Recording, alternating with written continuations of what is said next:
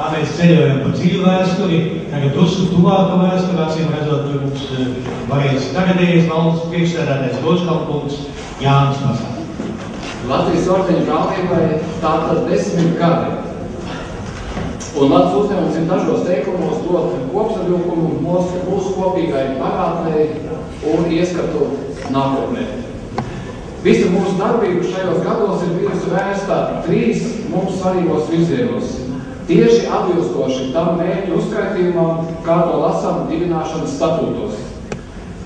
Mūsu iekšējā sadraudzība, savietojumi, gada sapulces, domas un maldas sēdes, mūsu sabiedriskā darbība iestājoties par dažādām valsts un līdzpilsoņu problēmām un labdarības atbalsts mūsu brālības biedriem. Pāris vārdus tātad par katru no šiem 3 virzieniem. Mūsu iekšējā sadraudzība. Tā izpaužās ikgadējos savietojumos, domas un valdes sēdēs. Un ar lielu gandarījumu varu šodien teikt, ka mūsu attiecībās ir bijis izjūtams latviešu organizācijām parasti neraksturīgi saticība, miers un sirsnība. No visām pusēm es šodien dzirdu kreņķējamies, ka daudz citu organizāciju sanāksmēs ar vienu neatņemamu sastāvdaļu ir strīdi. Mums tāda tikpat kā nav. Un kā gan citādi, mēs taču esam par īpašiem nopelniem apbalvoto brālību. Un man liels prieks, ka mēs arī sadzīvē varam parādīt savu pozitīvismu un ar to spējam rādīt šodien tik ļoti vajadzīgo piemēru latviešu savstarpējai cieņai. 10 gados ir bijis 10 salidojumi, 10 gada sapulces, 40 domas sēdes un ap 100 valdes sēdes. Mums ir skaists karogs, mums ir arī sava mājaslapa, kur apmetējuši jau pāri 73,000 cilvēku. Un šeit gribu teikt lielu paldies arī mūsu daudziem labējiem.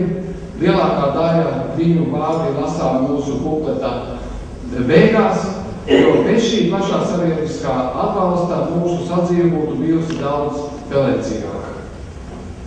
Otrais – mūsu sabiedriskā darbība.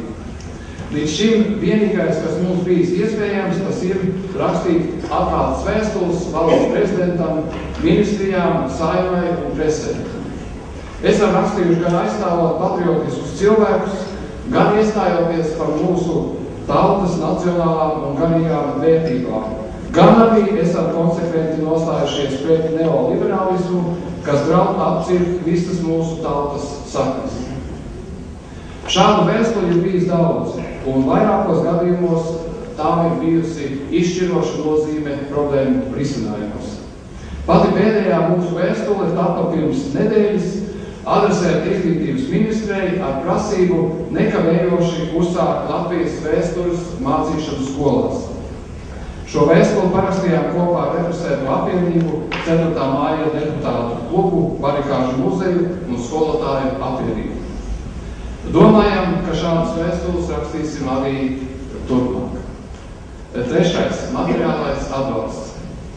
Tas ir bijis iespējams vien pateicoties Valdemāra dziedātāja īpašai dzīves mākslai risināt arī ļoti grūtas problēmas.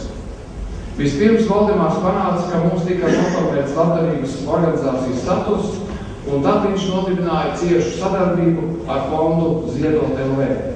Un tā jau 2 gadus mēs regulāri varam saviem grūtībās nonākušajiem vietiem palīdzēt tikt pie brillēm, malkas, medicīnas un citās problēmās.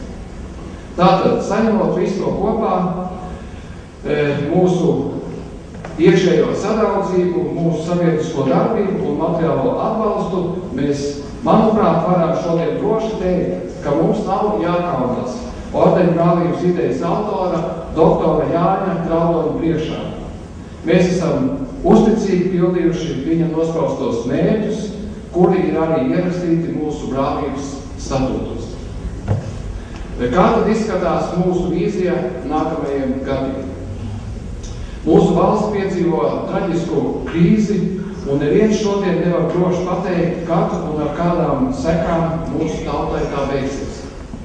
Lai Dievs dod, ka mēs arī kā organizācija spējam to pārdzīvot un, protams, darīsim visu iespējamo, lai saglabātu visu šajos 10 gados uzcelto un sakrāto, un lai šīs labās lietas bagātīgi vairotu.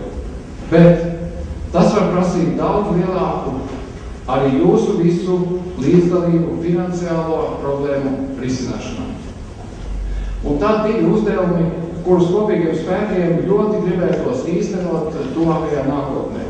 Pirmais – paplašināt mūsu sadarbību ar represēto apvienību un citām patriotiskajām organizācijām smago problēmu risināšanā mūsu zemē. Un otrais – norganizēt ar videotehniku apvienotu darbu grupu, kurā dokumentētu mūsu biedru interesantos un dažkārt pat leģendāros likteņstāstus un mūžus. Protams, šis uzdevums būs reāls vienīgi tad, ja kaut kā iegūsim finansējumu šādam projektam.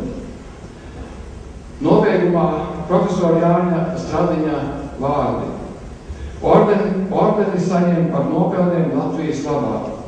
Ordenis nozīmē arī to cilvēku kopību, kas šo atzinību saņēmuši.